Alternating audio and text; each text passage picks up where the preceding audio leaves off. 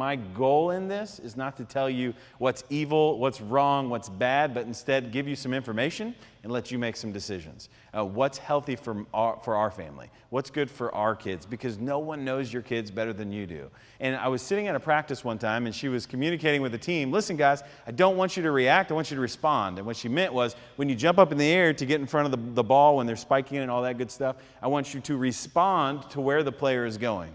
And it caught me real off guard. And I'm like, well, I've always been taught to react, right?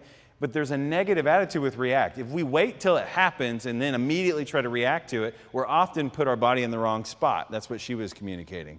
And then she would say, so I want you instead to figure out where they're going to go before they do it, watch their body language, watch where they're going to hit, and then respond to that. And so that's the same exact thing I want you to get as parents. Instead of reacting to the bad thing that happens when you're just tired of it and you're cranky and you're like, you know what, you're grounded. How long? Forever. Like, you know what I mean? Your cell phone's gone forever. So instead, let's come up with some parameters ahead of time so we can respond in a healthy way, knowing up front that we're going to have issues. And so let's make a decision ahead of time what's going to happen if that happens. So now we get to respond to the situation instead of react in a really negative way.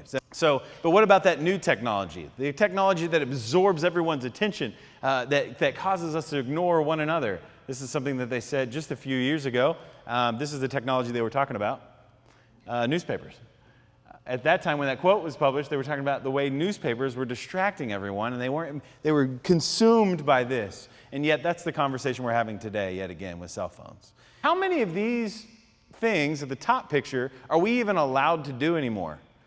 We've pulled all of those games away because we don't want kids to get hurt. We don't want kids to fail. We don't want kids to suffer like maybe we suffered. And we've left them, unfortunately, with this.